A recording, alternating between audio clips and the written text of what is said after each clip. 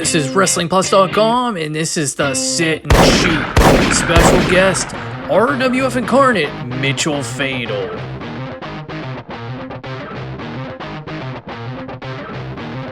They wanted me, they needed me, they had to have me.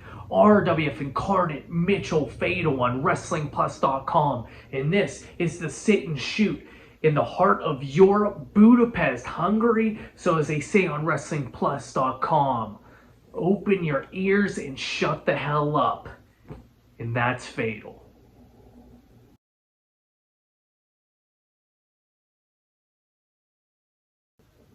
The Unbound Championship division. I mean, it's an unbelievable new division. Bound by absolutely nothing, not territory, not region, not individual, not organization. Truly a worldwide championship title. An amazing thing. I mean, and I've been getting the questions about it. I mean, do you think that it would somehow surpass the RWF European title of prestige and glory? And the answer is short from Mitchell. Absolutely not. The European title is the pinnacle of everything that is wrestling, in my mind. Does somebody want to believe that the Unbound Championship is the title? Do they want to believe that it is the absolute pinnacle of wrestling perfection? They can believe that. But I believe that the RWF European Championship is the top, the absolute pinnacle of success in wrestling. That'd be like asking me if I thought the Pride of the Mask Latin American Championship was the top championship in the world. No, absolutely not. Because the facts are this: to be the best, you wrestle for the best, and the best is RWF. And their top title is the European title. So in my mind, that is the pinnacle. The Unbound Championship is an amazing accolade, an amazing thing to scratch off on your bucket list. But would I ever compete for it? Sure, if I'm not tied up.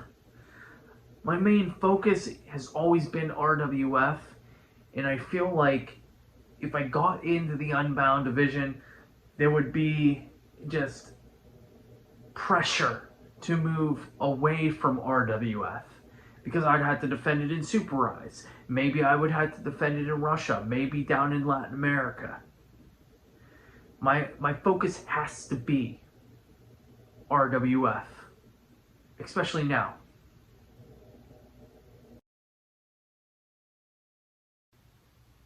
You know, what do I think of Squared Circle Productions? I mean, it's just, it's one of those things. It's like, in my mind, do I believe that they're doing a better job of running the company? Of course not. I couldn't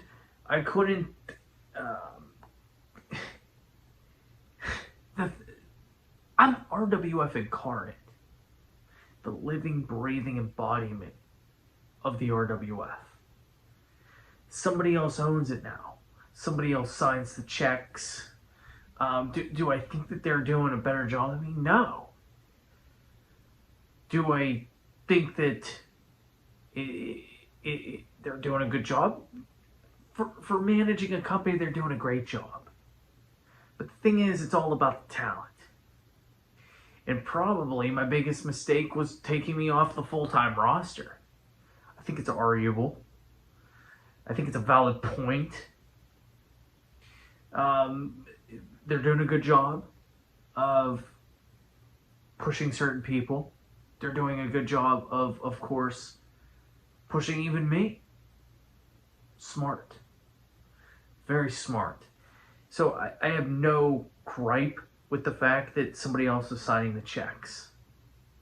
The important thing is RWF is still alive. It's still moving. It's still rising up, once again, just crawling forward as it always will.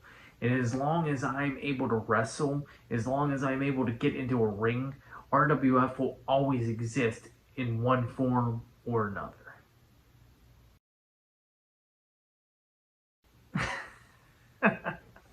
amazing. Um, you know, what are my feelings after the match, after the Memorial Day Massacre Big Bang?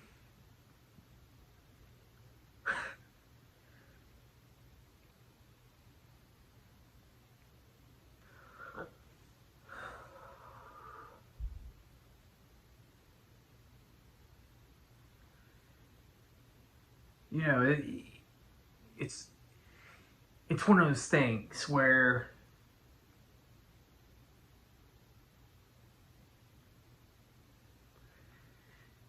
you want to have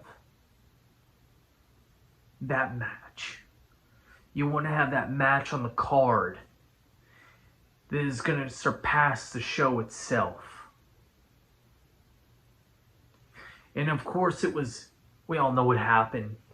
Brutally interrupted. Uh, Murphy Pennyworth, Carl Big Money Streetwise just had to utilize that time to get in the way of a match that needed to happen, a match that needed to have a conclusion, a match that needed to have that period.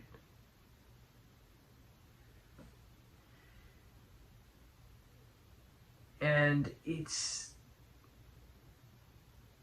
weighs on you. It weighs on you because it shouldn't have had to gone that way. It shouldn't have had to be that way.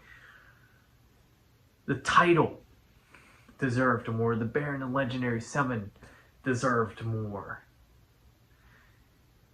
The RWF deserved more. The legacy of the title deserved more than to be thefted, larcened, stolen. Like Carl Big Money Streetwise.